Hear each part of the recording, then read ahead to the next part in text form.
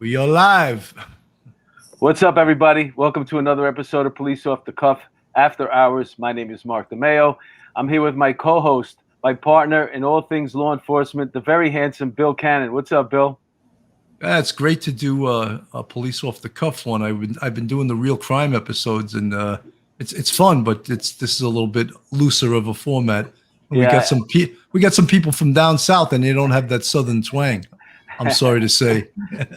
So far, we haven't detected it yet, but yeah, man, I know it takes a lot out of you, man. Those true crime podcasts that you're doing are amazing, though. The numbers that you're getting they're amazing. My girlfriend listens to it and she loves it, and she shares it. It's really amazing stuff what you're doing there. This evening, we have two very, very important guests tonight. They're here to share the word. They're basically created the Back the Blue North Carolina. We have the founder and CFO, Lindsay LiCausi, here, and also the chairman and in charge of media relations, Gadi Adelman. Welcome to the show. Thanks for having me. Thank you. Listen, just before we even start, can you just tell me, I'm from New York. I rarely get out. My attitude is why the world comes through us. That's how I am. Whatever. Can you tell me the difference between North Carolina and South Carolina? Damn it. What is it?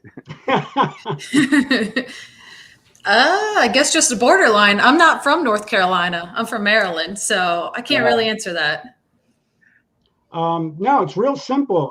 South Carolina is further south. I mean, just look at a map. That's a good idea. I never thought of that. I'm glad you're educating this northerner, But why the hell would you even break it up? North and South Dakota, same thing. Yeah, there you go. I guess I wish we had a North and South New York. I swear to God, we should. So anyway, the Back the Blue North Carolina was something that I would imagine, Lindsay, you started, right? And, yes, sir. And you were a detective there in North Carolina, and then you started having a family. And so far, you're growing into a big family. You have 3 kids. And obviously, Bill's a dad. I'm a dad. I don't know about Gaddy, but yeah, we know that's it's a big job. And Bill mentioned before we started the show that as a homicide sergeant in Manhattan North, he rarely went home. And you were a detective, so I would imagine that you had to kind of sort of ease on your duties in order to... Right. Yeah. So I was a child abuse detective up in Maryland for the Carroll County Sheriff's Office. And towards the end of my career as a detective, I had my daughter. And I guess serving as a child abuse detective, I found out quickly why it's so important to stay home and raise your own kids. Yeah, that makes a lot of sense. See, in New York City, they have a unit called Special Victims, and there's 2 parts to it. One is sex crimes and one's child abuse. And it's pretty well recognized that the worst part to be in is child abuse, which is a very tough thing to investigate, as you know. Yes. And our unit handled both. Wow. Yeah, it's a tough job, Yeah. Go ahead, Mark. No, I was just going to say a frequent guest of ours is, we call her Miss Homicide, Irma Rivera. She's a phenomenal detective, and she sits in on a lot of the true crime shows. But she worked with special victims, and it's not easy. That work is very, very hard. Yes, it definitely takes an emotional toll. I wanted to play. You guys had asked me to play a video that sort of explains some of the reasons that this Back the Blue was founded, and I'm going to put that up on the screen right now. Add it to the stream, and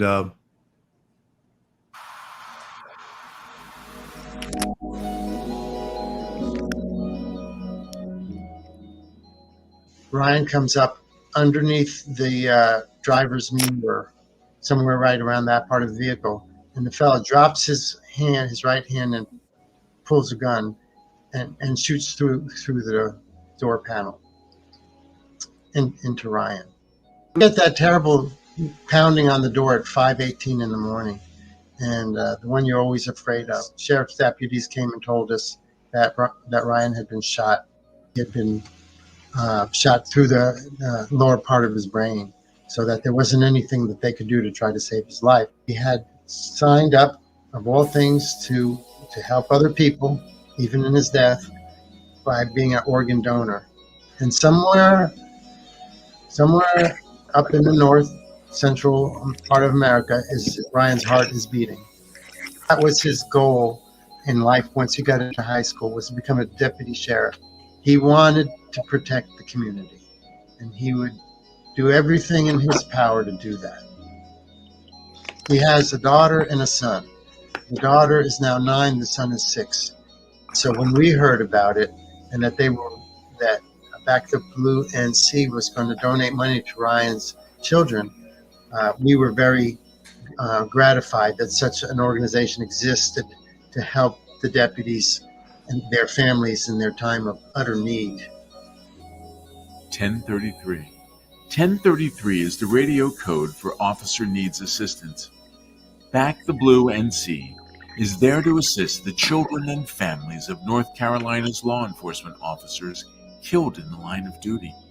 Back the Blue NC is 100% volunteer, and you can rest assured that every penny donated is going to the families of these law enforcement officers killed in the line of duty. When you join, you will receive this Back the Blue NC lapel pin that you can wear proudly to show that you are supporting North Carolina's men and women in law enforcement. Thank you.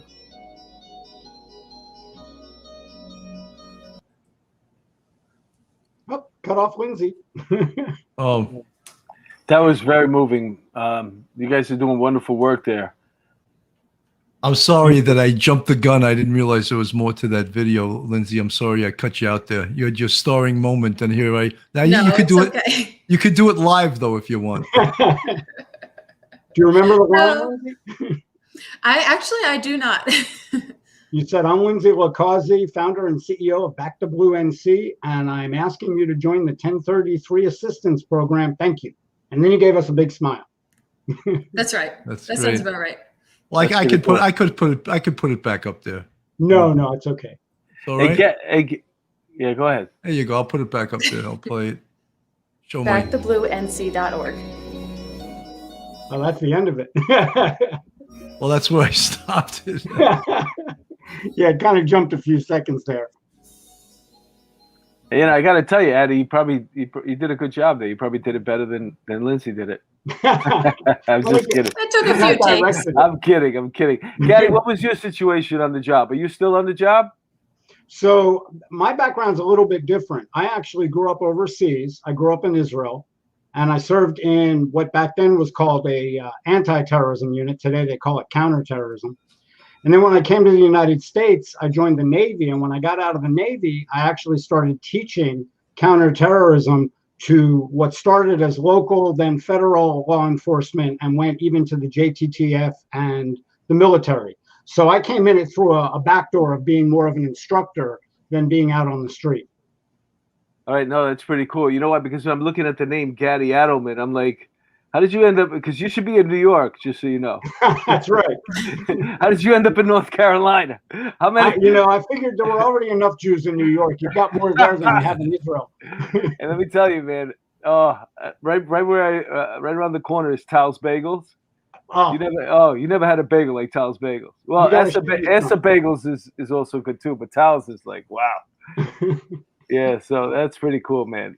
One of the things with a group like this, and I mean, I got the chills when that officer's father was talking about losing his son. Me too. And that he has a 7 and a 9-year-old, and it's just like we know over the last 2 years, law enforcement throughout the nation has taken a severe beating from the politics, of course, from the shooting of the killing of George Floyd, and that incident. And I never, every single law enforcement officer I've met has condemned that incident, but yet we were all responsible for that in some way. Law enforcement on a national level was disparaged over one incident.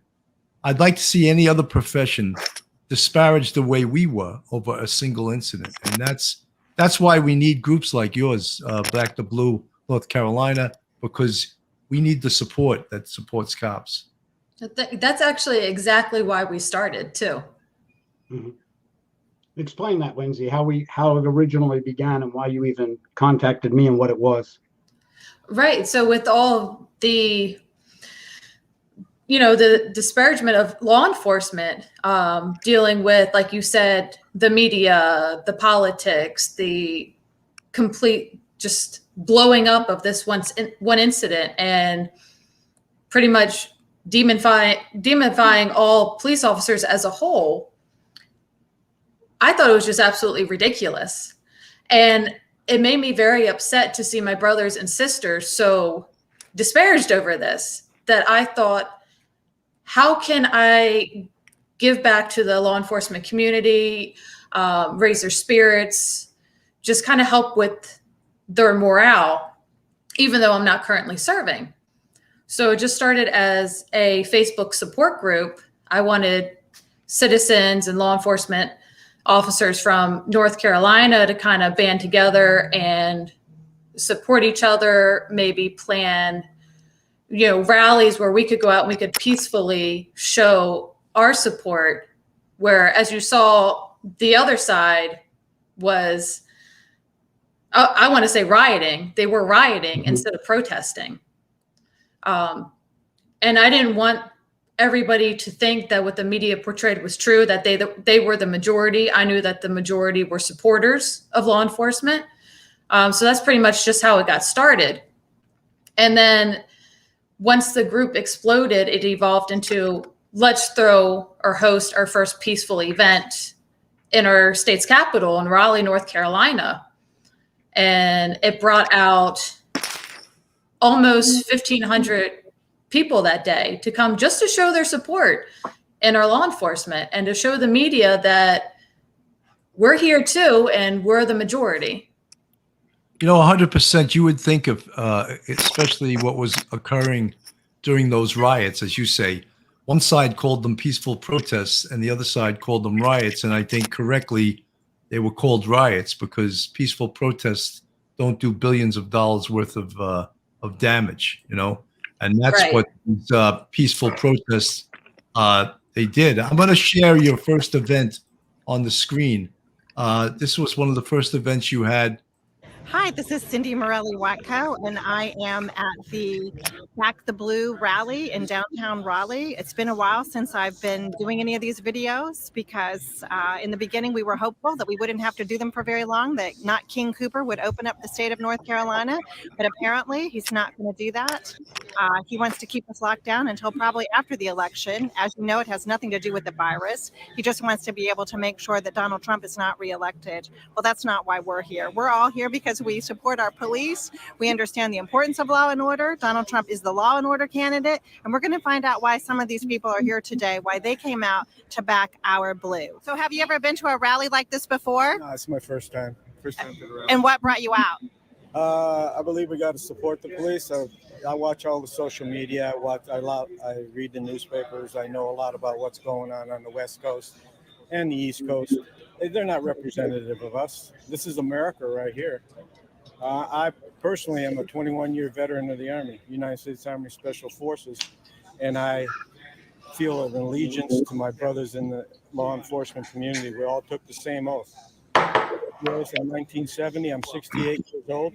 I'll keep that oath until the day I die, and I just want them to know if stuff goes the wrong way, we got your six. We'll be here, and we'll be on your side the whole way. Come election time, how are you going to show your support? I'm a Trump guy all the way. And I'm not ashamed to say that. People need to say that. A lot of people are afraid to say that. But when you come out here like this, I want the other side to know that there's more of us than there are of them. So let's see where it rolls on November 3rd. What brings you out to these rallies? Well, I'm just really disappointed that our politicians have stopped our police from supporting our communities and keeping them from getting torn down. So I think we need to support our police as much as we can and make sure that the blue line is held and that we're not destroying our own self. It's just ridiculous. So have you ever been to a rally like this before? I have not. No, ma'am. And what brought you out today? I have been a police wife for 25 years. So it's a big deal to me and my family to support this. And so how is all of this defund the police affecting you personally and your family? I mean, it's just scary. I mean, my husband's never really been afraid to go to work, and suddenly it's hard to let him go and think that there's not going to be the things that he needs to do his job properly. And what do you think about the fact that just average citizens can come out and do the job that your husband has dedicated his life to doing? I don't think it's possible. I mean, I've lived with him for almost 30 years, and I hear what he does every day. There's no way that even I, who know a little bit, could do it.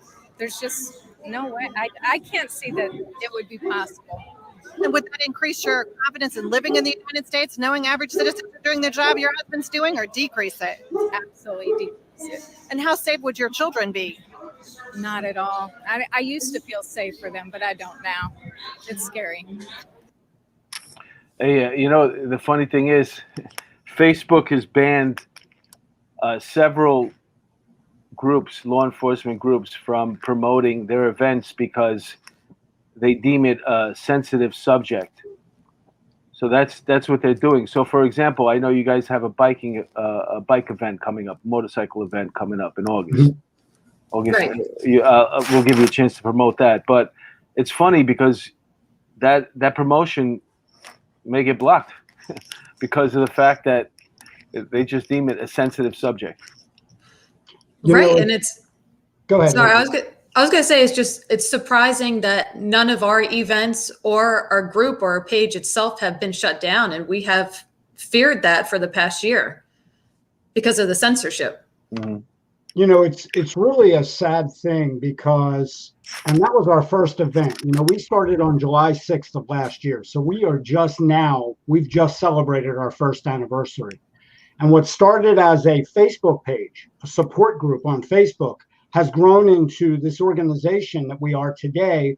We are a 501c3, which means we have IRS nonprofit status, and we are, by being a 501c3, nonpartisan. So that first event back in August 8th of last year was prior to the election, and we had, was it 5 or 6 candidates, Lindsay? I think it was 6. It was 5. 5. Okay, so there was 5 candidates there that day who spoke, and 4 of the 5 were Democrats. We try very, very hard, and we do this on our page, and we do this because of our IRS status.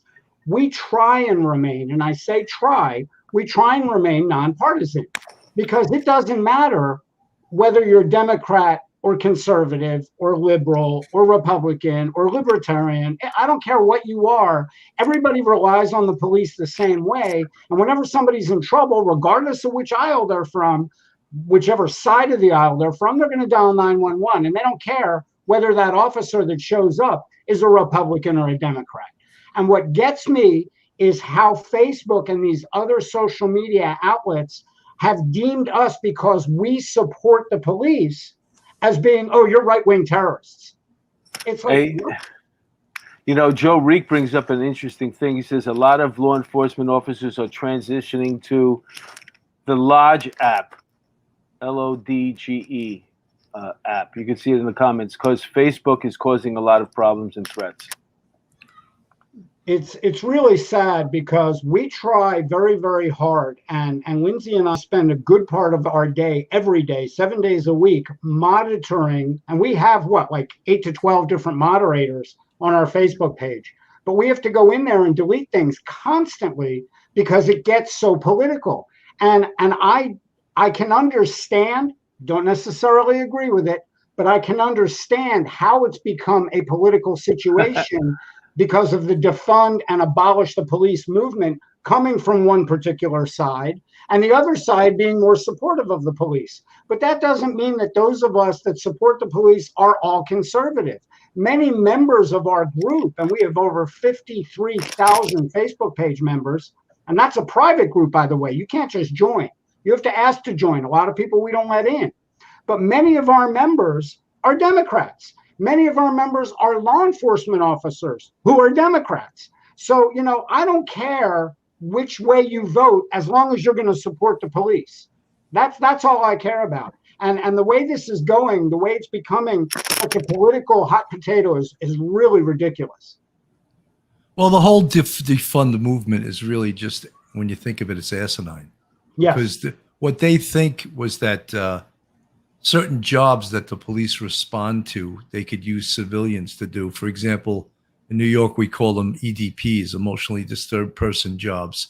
And they got so politically correct that they changed that to emotionally distressed people, because distressed is such an easier word to swallow than disturbed, you know. Anyway, they think that social workers can respond to those jobs. And if you did any time in law enforcement, you know that EDP jobs are some of the most dangerous jobs you can possibly go on. But all these geniuses, without conferring with police experts and with police academics, criminal justice experts, they just do it. Like in New York City, they have one of the worst city councils you could imagine. And they wrote that law, the diaphragm law, which is just recently reversed by the state Supreme Court. But basically what it did was to put the officers in great danger when making arrests. It said that they could not restrict the diaphragm when handcuffing a perp, which means they couldn't put their knee in the guy's back like they were trained to do in the police academy. Thank God that was reversed, but it could also be appealed and go back to what it was, you know. You know, that they're actually, and I believe it was 2.5 weeks ago, was the first death of a social worker up in Washington State, because they were sending them out on what used to be handled by police officers. So we've already had somebody die because they've had no training and they're social workers. We have a pilot program. We have a pilot program going on right now in Manhattan North, and the numbers came out last week. So just to give you a breakdown, if you call 911, I guess they evaluate the call, and whatever they deem, I don't even know how they do this, but whatever they deem to be nonviolent, they send it over to the unit now that's supposed to be responding to those type of calls, emotionally disturbed people. And they get to cherry pick the ones they go on. And so they send out a positive report, which I don't know the numbers exactly. Let's say there was, I don't know, 180 calls come in. So they decided to go to like 107 of them or something. I think it was 137 calls came in that they could handle, and they decided to go to 107 of them. So of course, the ones they picked were like really like, because we have jobs sometimes where every day somebody calls up, or every other day, and you go there and you talk to them. When I was on patrol, I used to go talk to this Indian guy every day. We used to go at about noontime. We'd have coffee with him just to calm him down, so he doesn't freak out and start drinking early. But those are the ones that they're going to go on. So they got a positive review. But like you said, somebody already got killed doing this. And I don't know how a 911 operator can see over the phone and know what's actually going on there to send these people out there. We'll see. I agree. It completely boggles my mind. Because if somebody is emotionally disturbed, you don't know what level they're going to reach, you know, how quickly an incident is going to escalate until you're there dealing with them. That's for sure. Someone asked for if they could order a Back the Blue flag. I put your website, www.backtobluenc.org/1033. When you get on the website, you can make a donation. You can order things on their website. I also put that website in the bottom of on our notes here, so you can just click on it when you go on our YouTube site. So if you want to donate to Back the Blue North Carolina, the website's up there, and you can order buff stuff, as we call it, right? We've got a lot of merchandise. A flag is not one of them, though. Right. Bill, I'm sure they could. Bill, we got to add that to our merch. A flag. A flag? Yeah. Well, no one's asked me about my police off the cuff banner. I thought they would be flying off those shelves, but they haven't. I'll take one of those. Yeah, we have a merch page in development right now, and a lot of the stuff is so cool. I can't wait to rock the hat and the shirt any day now. Yeah, I'm excited. Look at how cool that Josh is the guy that works with us. behind big dome. You see Bill's big dome there? If you could just go like this, Bill, you can see the. There you go. How cool is that? Yeah, I saw that. That's nice. That's awesome. And we got a white banner too. We have that emblem on coffee cups and hats and I'm gonna get close. shirts. See our back the blue hat. Yeah, you're you know, as a matter of fact, I think I have your emblem. I pulled it up so I can put it on the screen somewhere. I have it here. Here we go. There's your emblem. Right? That's a pretty nice piece. So that would make a good tattoo. That's funny you mentioned that. We actually have someone that's not a member of our, well, he's a member of our Facebook page, but he's not a member of our staff who's actually getting the tattoo this week. And no one's done that yet that we know of. So that's kind of neat. It looks like a tattoo just the way it's sitting there. Well, that was actually hand painted. And that's why if you look at the letters, they're not all the same and it's not a specific font. Lindsay and I helped design that, and a local artist out of Fayetteville, oh, God forgive me, I just had a brain fart. What's his name, Matt? Matt Hagen. Matt Hagen, thank you. Give him a little plug. Matt Hagen donated that. It's a big painting, and that became our logo. So that's actually now on our T-shirts, our polo shirts, our hats, our challenge coins, our keychains. I mean, we have a lot of things, our tumblers. I don't know if you can see it. I got a tumbler on the shelf behind me. Who's this lady in front of this flag with the blue line? That's actually me in Ohio. We stopped at one of those little vape shops, and I saw this huge, gorgeous thin blue line flag there. So I had to take a picture with it. Yeah, there are people that say that that causes people trauma when they see a blue line flag. That they get all upset about it. You know? Yeah, it's like they don't want to come in my house. It's like when you hear the police siren behind you. Yeah, they're getting all kinds of trauma. Then you got the back the blue shirts on. Yep. There's all your merch there. I'll go back. That's just some of it. We've added to it since then. Yes. This is great. That's great. I do want to touch on one thing while you're talking about our merchandise and donating. I want everybody to know, if you go to our website, we also have our financial page up. We just posted that on our first anniversary, and it's all 4 quarters, the first year of our organization. But it shows that over 99.7% of every dollar goes back into the organization. And that is unheard of with other charities throughout the United States. You're talking over 99 cents on the dollar. But our new 1033 program, because it's a separate fund and any expenses that are incurred from that are paid for by our merchandise, if you donate to the 1033 program, 100%, dollar for dollar, every penny goes to the families and children of law enforcement officers that are killed in the line of duty. So it's a huge thing, because every one of us from Lindsay on down, every one of our staff members is 100% volunteer. No one's taking any money out of this. We're not taking a salary. We're not doing it for that reason. You know, these 501c3 charities are just amazing. Last night I was on, I don't know if you ever heard of him, David Rader. He runs Midwest EquuSearch program. Yes. And they're a privately funded search group that goes all over the world. Yes. It's a search for missing children. They've recovered 400 missing children.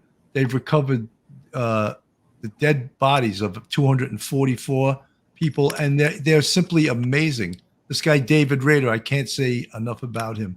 I've seen his videos. They did a special about him and his group on TV a year or so ago, where he was helping law enforcement, not directly helping law enforcement, but asked by the families of victims that were murdered to help find the bodies, because he has cadaver dogs. It was very interesting. Right. They actually won't go unless they're requested by law enforcement. Right. So if law enforcement doesn't, it's unbelievable. And he was on our show last night.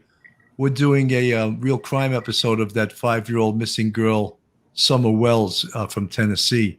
And he went there to help search. And right now, you know what it was? I don't mean to interrupt, Bill. It was Casey. What was her name? Casey Anthony. Anthony. That's when I saw him on TV. He helped search for her body. Yes, he absolutely did. They're an unbelievable organization. I can't say enough about them. Mark, we're going to just cut to a quick break, and then we'll be back in a few seconds. We're not a 501c3. I don't know what we're called. Well, if you've been paying attention to the show tonight, you are become aware that I don't know what the difference between North Carolina and South Carolina is, but apparently Gaddy hooked me up and told me if you drive further south, you'll hit South Carolina. And if you're fleeing the East Coast, up here, up north, why not go further south? Why not go further south all the way to Myrtle Beach? Doesn't that sound great? Doesn't Myrtle Beach, I've never been there, but it sounds great to me. And that's where I'm planning my move. I'm leaving the Bronx soon, and I'm going to relocate to Myrtle Beach, South Carolina. And when I do, I'm going to call Carroll Waters from BRG. Carroll Waters Realty. Her cell phone number's up there, 914-261-6681. And you can find her on email, Carroll Waters Sells MB, married boy, @gmail.com. That's the beachrealtygroup.com. Look for Carroll Waters. She's been in the business there for a long time now. She's a native New Yorker. Her husband, Robert Mayer, he was a New York City policeman, and then he went on to the fire department. And the two of them together down there, they could get you set up, and they'll get into some beautiful houses, look at some beautiful apartments, and that's the move right there, Carroll Waters Realty. And folks, if you're a fan of the show, you'll know he's a frequent guest. He's our legal expert, a retired NYPD police officer, Joe Murray, Joe W. Murray. He's an attorney at law now. He was a cop, now he's an attorney, and he's a great attorney. Okay, he's a gentleman, and if I ever got in trouble, trust me, I don't want to be in jail. I'm too cute. They would take complete advantage of me. I'm not much of a fighter. So I'm going to call jmurray-law.com, and he's going to pull me out of it. Like I said, he's a gentleman. He's a frequent guest of the show, and he's a great, great lawyer. And he's going to be 100% committed to your case. So God forbid you ever get in trouble, call jmurray-law.com.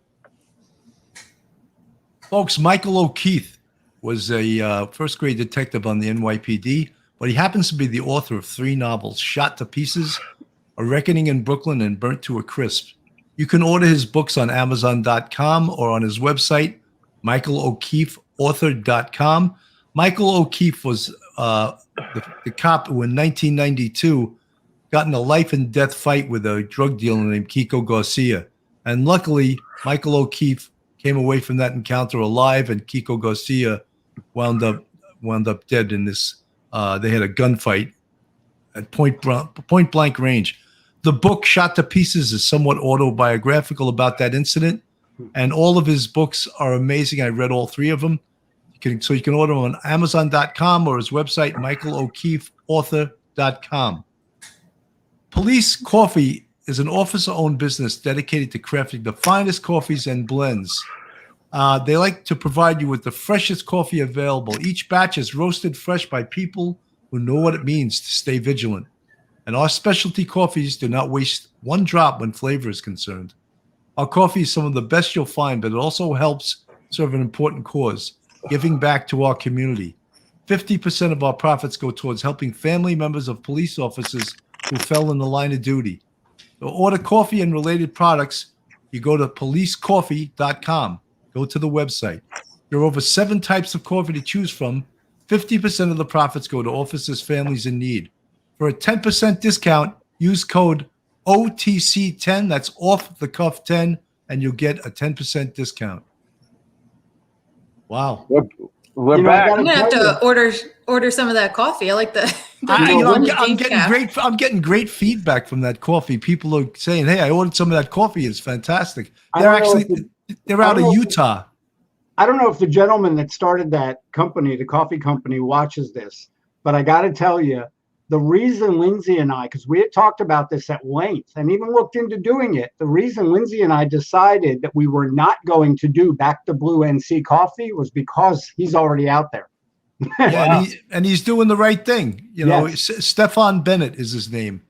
He's a captain of police. He doesn't like us to tell where he's a captain, but he was on the show actually twice. So good, that's great. Well, I love the name of that one coffee in that ad there. It said defunded decaf.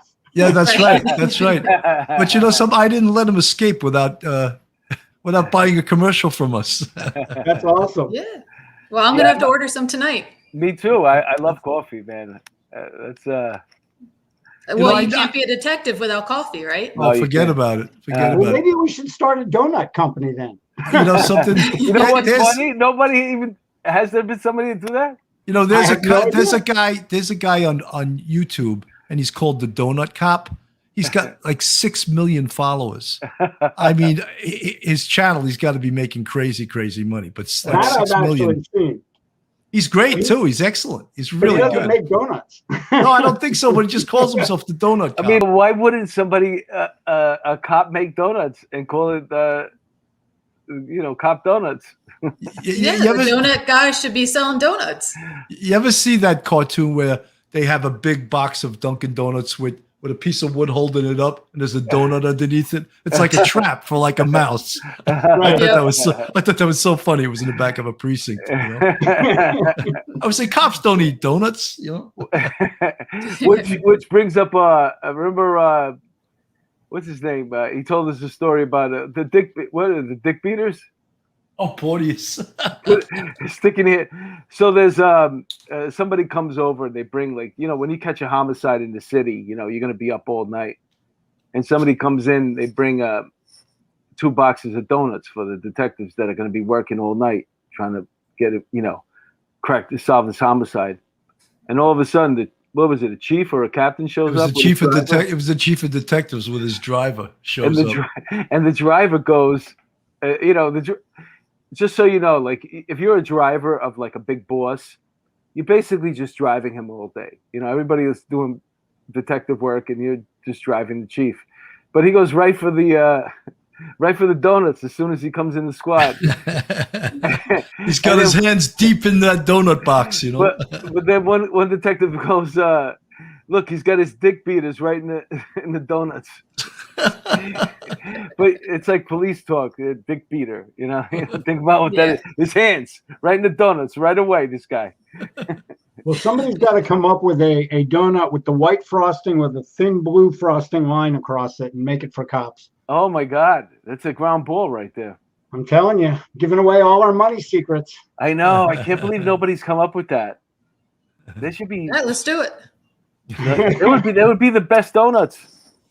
Lindsay, one of the things I just wanted to touch upon, and Gaddy too, is that a big problem for all law enforcement agencies right now, with the extra added stress, is PTSD and also officer suicide.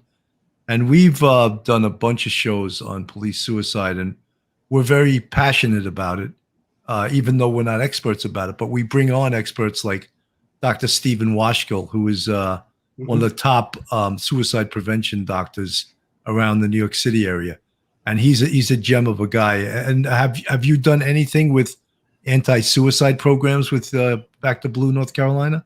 So 2 things, and I'm going to jump in here, Lindsay, if you don't mind. The go first one, and if you go to our sponsor page on our website, you'll see there's an organization by a former New York detective, Joe Locust, who has an organization called PTSD.help. And that's also his website.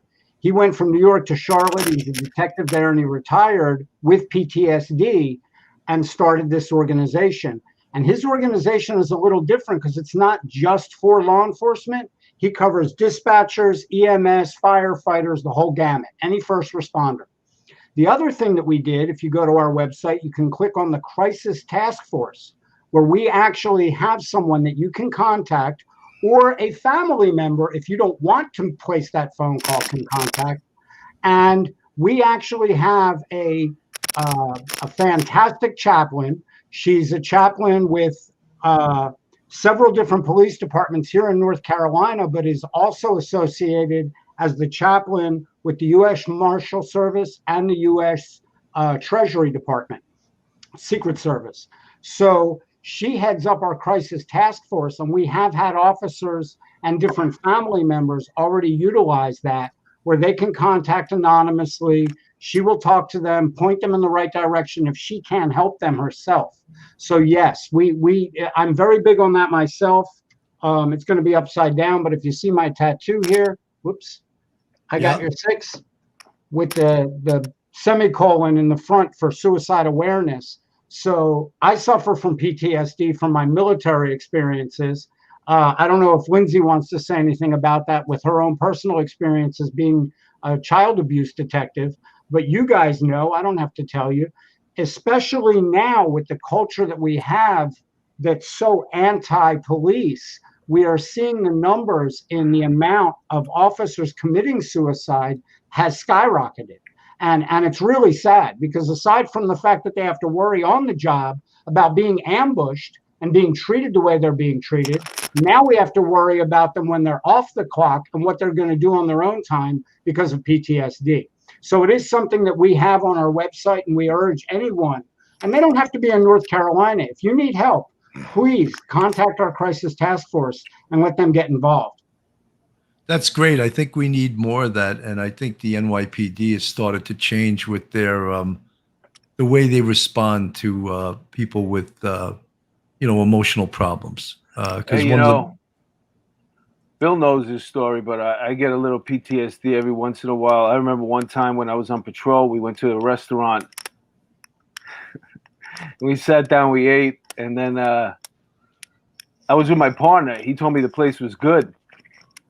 And then the owner came over with a check for the food that we ate. And I was like, "What's this?" And he goes, "Oh, that's the check." I'm like, I thought you said this place was good. This was a comedy bit that you guys didn't realize he was doing a bit. I thought he might have been. I get. So I was like, well, we don't. It's not my story. It's actually Billy's story. This guy I used to work with, they actually went to a restaurant once, and they sat down, they ate, and it was on the word of another guy. So when the check came, he said, "What's this?" And the owner goes, "Oh, that's the check." And he goes, "Well, I didn't, we don't have this type of money. It was like $100 and something. He goes, "Well, how much do you have?" He goes, "Well, I got $5." Duty Ron, thank you so much for the $5 super sticker. I can't even say it. I said super sticker. We're here with Lindsay LiCausi and Gadi Adelman, the two leaders of Back the Blue, North Carolina. Great organization. Every police department should have a group like this. I agree. And most of them, there's a lot of police departments are starting groups like this because they know how important it is to support cops when the actual organization isn't as supportive as they should be. Yeah, and if you have a group like this, put it on Facebook, start a page. They can't be knocking us off. There has to be every single department, every single unit should have a page that we take up the majority of Facebook, that they can't afford to get rid of us. Right. I also feel, touching on PTSD, I feel like every department needs to start addressing mental health differently and more openly. I know that when I was a detective, even though it wasn't, too long ago and things have changed, it was still that atmosphere where you felt like you could not go to your department and say, "Hey, I need help. I need somebody to talk to." You had to keep it a secret. Yeah. And some people don't know how to find the help that they need. Fortunately, I was able to find a very good personal therapist. But we need to start changing how we look at mental trauma and mental health in police departments. Bill and I have had so many discussions on this. Go ahead, Bill. No, it's just that it used to be that you were stigmatized. And I think that departments are starting to change to realize that mental health is as important as physical health. And, we get a bad rap for eating donuts and getting fat. And then, you get, what's the other side of the coin there is having maybe a mental breakdown, which, we all recognize that over a long police career, some mental problems can occur, i.e. PTSD, Hey, thank you, Factual Breakdown, for the $5 super chat. And Gaddy, you took your head off. You got a nice dome there, man. It's nice. It's pretty. Yeah. Look at that. Believe it or not, when we started the organization, I had a full head of hair. No, I'm kidding. Where did I find that? Where did I find that picture? That's from back from my my radio and writing days when I used to teach counterterrorism. The biggest problem is that the percentage of police departments, I should say police agencies, because it's both federal as well as local, throughout the United States do not recognize PTSD as any type of ailment that they should cover. And the reason that Detective Joe Locust started his PTSD organization wasn't so much, and forgive me, Joe, if I'm wrong, because I know he'll probably watch this, but it wasn't so much just to help people that had PTSD. It was to fight for officers that were trying to get leave, or if they had left the department because of PTSD, to get their benefits, because that most departments don't even recognize it as being an ailment. So he's fighting an uphill battle. He had to fight it in Charlotte, North Carolina when he left. And that's why he started this organization. But what he found was that it's the whole gamut. It's firefighters. When he told me dispatchers, I got to be honest, I hadn't even thought about that. I cannot imagine being on the radio, dispatching officers who you know to these calls, hearing what goes on. They themselves suffer from PTSD in many cases. They're never going to do it because there'll be too much money. Yeah. There'll be too much money. I mean, you'd have to cover everybody. I mean, in New York, we had 9/11. So everybody who worked that day, you know, has gotten some type of compensation. Okay. Obviously, plenty of people have died, but people that are like me, for example, you know, with whatever little ailments I have. But as far as PTSD, I mean, they still haven't figured out how to like put it into numbers either, to like figure out how much PTSD you need to get. But I say that, but it actually is true that if you have that much PTSD that you can't function, they will severance you. They will get you out, but you'll go out on psych, right? Which is not like it doesn't look good when you go out on psych on the job. Well, not only does it not look good, and not only does it follow you if you're young and you try and start another career, but the problem is, as you know, that if you go out on a psych, you're not going to receive any, if you receive some, you're not going to receive your full benefits. So it changes the whole nexus of what's going on in the law enforcement career. If you get out on a psychological, I don't care what department you're from, and that's something that's going to follow you the rest of your life. Yeah. So nobody wants to admit to it. You know, I think Dr. Stephen Washkill had the first case on the NYPD where he was able to obtain a disability pension for someone with severe PTSD. And they wanted to keep that really, really quiet because they were afraid that it would open up the floodgates of disability pensions for what we may refer to as a psychological condition. Well, let me tell you, not all wounds are visible. It is extremely serious. You know, Janine in the chat room just wrote, PTSD is no joke. And I can speak as one who has been suffering with it for years. I'm going to be 60 this year in a couple of months. And I've had it for more than most of my life, for more than half my life. And it gets worse. In my particular case, it's gotten worse as I've gotten older. So, you know, this is something that really needs to be, you know, Lindsay and I have talked about this. And, you know, maybe someday we'll go to the state legislature and we'll lobby on behalf of law enforcement in North Carolina for this. But it is something that needs to be, at the very least, they need to bring it up and talk about it. Like you 100%. said, they don't even have numbers for it. Factual breakdown in the chat says, my former brother-in-law was in the Red Hook firehouse. He had a complete breakdown after 9/11, went out on a psych disability. He got on the force late, but he never recovered. That's a shame, factual breakdown. I hope he's doing well now. He had a chance to put some years between that. We're coming up on 20 years post 9/11, and it's like this was me in December of what a great picture. I got promoted to detective sergeant in December of 2001. So that's my marker of 20 years ago. And let me tell you something. There's no doubt that your sons are your kids. They look exactly like. No. I'm talking about now. If you see his boys now, they look exactly like him. They're like twins, man. That's crazy. You know, now my hair, though, you know, my hair's a little whiter. I lost a little bit of it, you know. But that's you know, we're going to be doing. Don't even go there. We're going to be doing a bunch of different shows to commemorate, not to celebrate, to commemorate the 9/11 attacks.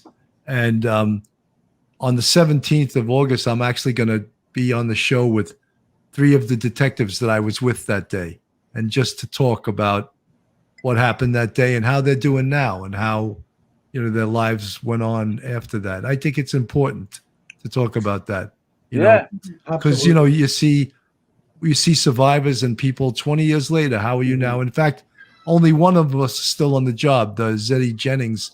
He's got 28 years and he's actually going to be getting 3/4 very soon. So I hope he hits that 3/4 lottery, which on our job is you get a tax-free disability pension, 3/4 of your best year. So I pray that he gets that, because he's a great guy. And, there's people are writing books about it. And there's people that, they suffer every year of their life after 9/11, And luckily we don't. Peter Pranzo, Harlem Raiders fame, Lieutenant Pete and his wife, Rachella. Yeah, PTSD is real. More people have it and don't realize it. Thank you, Lieutenant Pete, for the $5 super chat. Lieutenant Pete is a true NYPD legend. Hi, great Janine. to see you. Hi, Janine. Hey, I got to ask you this, Gaddy, because I know you're from Israel. So the United States I think it's a law now that women will be eligible for the draft. In the U.S.? I think so, yeah. And it's funny because in Israel, as well as in Greece, I think you got to serve at least 2 years, right? If they claim your citizenship, you have to. And now it's a big deal here, because now all of a sudden they're like, no, we don't want to do that. No, in Israel, it's been mandatory since Israel became a country in 1948. It's 2 years for the females and 3 for the boys. All right. Yeah, and unfortunately, as the old saying is, the U.S. goes, so does the rest of the world. Israel, of all places, has become, over the last 15, 20 years, extremely liberal in many areas and in many ways. And a lot of kids, and I call them kids because I've got a daughter who's older than the ages of going in the military in Israel. But a lot of the kids in Israel are trying to find ways of getting out of going in the army. And I remember, back when I went in, there were people fighting to get in because for whatever physical ailment. There was one guy, I'll tell you real quick. There was one guy I knew, it's no joke. He was blind in one eye, had a heart ailment, and had flat feet. And he fought for 3 years to get in because he wanted to do his time. And that's the way the culture was back then. Now you've got kids fighting to get out or not go in at all. So it's really sad how it's changed. But I haven't heard that the U.S. was looking at that. You must be talking about the service selection. I think they should draft every single kid that's in Antifa. Put them in a specialized. Put them in their own specialized unit. Women in the United States are now eligible for the draft. We don't have a draft, right? So that's we'll probably never have a draft. Yeah. I mean, if you think about the way the war would be in the future, it's never going to be bodies, human beings going out there and fighting. It's going to be somebody sitting behind a computer and sending, missiles. Yeah, don't forget, we still got troops around the world. So no, I know we do, but I'm just saying it's not like we're going to be invading countries with soldiers. I don't think so anyway. I mean, you know better than I do. Let us hope not. That's all. Yeah. So don't say that. Hey, Mark, don't say that in front of a Marine. He'll be like, "Hoorah!" You don't get rid of the Marines. No, I'm not saying get rid of anything. I'm just saying I don't anticipate the wars of the future being like the wars of the past. That's it. But I want to get to because we're running out of time here. Tell us about the biking event that you have coming up. So August the 14th in Thomasville. We're actually not hosting it, but we're attending it. It is a Bikers Back the Blue event. And if you go to our Facebook page or our website, backthebluenc.org, you can see more details about the event. So this is the second annual one. And a lot of biker groups come out to just ride and show support for police departments. It is an escorted ride by Randolph and Davidson County Sheriff's officers. And they are also raising funds for the canine departments of those 2 counties. Like I said, last year we attended, and we have been invited to come back and attend again and help fundraise and just be a presence and help show support. And in order to, so it's $10.33 a month. Is that what it is? You're asking? I know. So that is for 1033 assistance program. That is the minimum monthly donation you can make to our program. But for the biker event, it is a $20 registration fee. Oh, okay. And all of those monies donated go to the canine departments of Randolph and Davidson counties. That's great. You know, have you guys ever heard of KK Schiller? I don't think Yeah, so. she runs an organization called Canines for Us, and they'll actually supply canines for free to police departments across the country. It's an amazing. We had her on the show. It's an amazing organization. So small departments that can't afford to buy or train a canine, they'll supply it for them. It's Those dogs are like 10 grand easy. Oh, right. That's wonderful. That's great. That's phenomenal. I have spoken to some chiefs of police who say we can't even afford the basic necessities like handcuffs or enough tasers for the officers on patrol. We have to share tasers. It's crazy the lack of funding there is in some of these departments. So I can't imagine. More. Yeah, still wanted to fund the police. So I can't imagine the struggle in trying to get something as large as a canine. Yeah, well, KK Schiller, Canines for Cops is what it's called. Steve Colon, thank you so much for the $9.99 super chat. He says, another great show. Lindsay and Gaddy, thanks for all you do. You know, one of the things when we spoke to Steve Rader, David Rader from EquuSearch, he says, and it's really heartfelt, that he believes there's way more good people in this world than there are bad people. And here's a guy who's searching for bodies, 6 months out of the year, and has been on some of the biggest cases in the world. And he still keeps a magnificent personal outlook and very positive outlook. And, it's my pleasure one of the things Mark and I say all the time is one of the reasons we love to do this show is the amazing people we get to meet. Yeah, you guys started out wanting to do the right thing over there in North Carolina, and that's what Bill and I started out wanting to do. Just send positive stories of great law enforcement, of people that are involved in law. It expanded. It used to be just for cops who did great heroic deeds. Then it just kept expanding, and now we're other states, other countries. We get a chance to talk to people. So it's been an amazing ride. But the whole idea is to spread the word, positive. Mm-hmm. No, and I agree. There are more good people than there are bad, because we'd have total anarchy if it were the other way around. And Lindsay and I have been blessed over the last year, just like you guys. The people that we meet at these events, it's just amazing. I mean, it's really amazing. And people thank us for what we do. No, don't thank us. Thank the cops that you see on the street.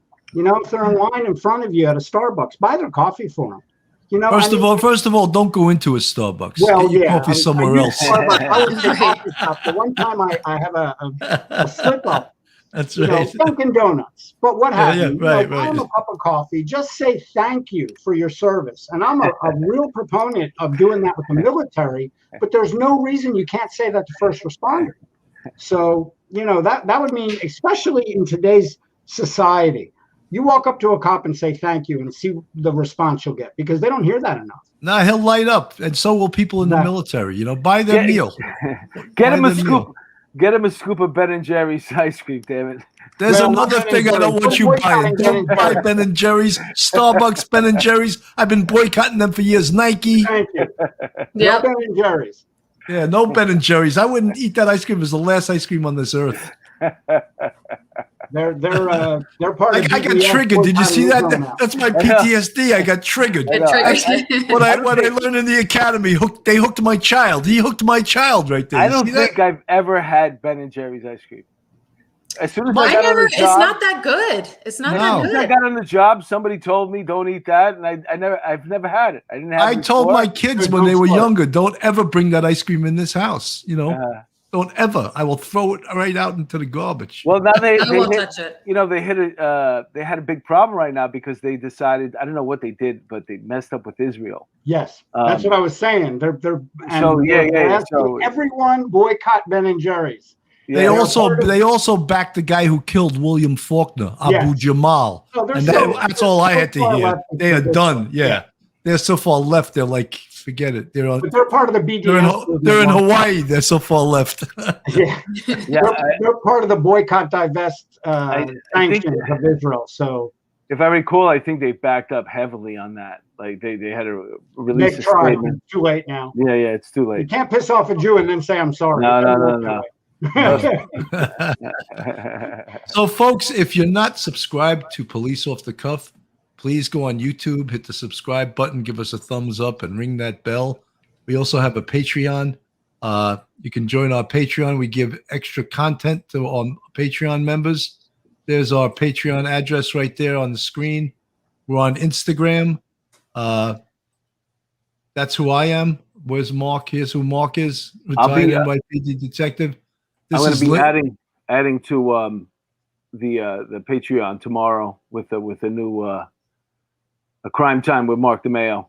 Excellent. So excellent. if you subscribe to our Patreon, you help us out a lot. It helps us produce the show, and it's important to run in the show. And if you subscribe, you get extra content there. And Bill has his true crime. I have my episodes that I do the true stories and the crime stories. Lindsay, final words. First, I just want to say thank you so much for having us on tonight. I've been watching you guys like weekly, daily, almost, like getting posted on our group. And so it's a pleasure to finally be on here and talk to you guys. Oh, that's great. I'm glad to meet the girl that stood in front of that big blue flag there, I shouldn't say girl, the lady, the woman. I'm still lost in, Don't trigger me. You might get triggered, and I'll hook your child there. But no, it has been a pleasure talking to you guys, and thank you so much for showcasing our nonprofit, Back the Blue NC. Final words: just make sure you visit our website, backtheBlueNC.org. Definitely check out our new 1033 assistance program. Read up on that, the inspiration behind it, how you can contribute and donate, and how 100% of your money donated goes to the families of fallen officers here in North Carolina. That's great. Gaddy, you got any final words? I'm just going to double on what Lindsay said. First, thank you, gentlemen, for having us on, if I can call you gentlemen detectives. Thank you for having us on this evening. Bill, we do see you on our Facebook page at least once a week when you're posting these podcasts. And we love having you there. You need to be more active on the page if you have time. But our 1033 program, I really cannot stress enough, there's other organizations out there that are $19 a month, $11 a month. For $10.33 a month, less than you spend per week at your local coffee shop, for $10.33 a month, you can help the children of officers in North Carolina that have laid down their lives to help keep you safe. And it hasn't been as popular, for lack of a better term. It hasn't taken off the way Lindsay and I had hoped it would. We've gotten some people involved, but we really, really could use more, because that money's just going to sit there until the next officer, unfortunately, as we all know it will happen, till the next officer is killed in the line of duty, and then we'll be there to help pick up those pieces. So please go to the 1033 page on our website. That's great. Actually, I just noticed in the chat here, they go by Factual Breakdown, said they joined the assistance program. So thank you so much. Yes, Factual Breakdown said earlier they live in North Carolina. Thank you, Factual. That's great. Yeah, there's some great people that are subscribers to our channel. Some great people that are in the chat all the time, and we really appreciate all these folks. And Mark, final words. Oh, thank you, Factual Breakdown, and thank you, Gaddy and Lindsay, for joining us tonight. You were great guests. I hope you had fun. Absolutely. Yes, thank you. All right, good.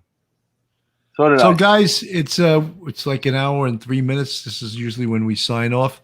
I'm Bill Cannon, and on behalf of Bill Cannon and Mark DeMeo, this is Police Off the Cuff After Hours. Thank you guys so much for listening, for watching. Good night now. Night. Thank you. Good night.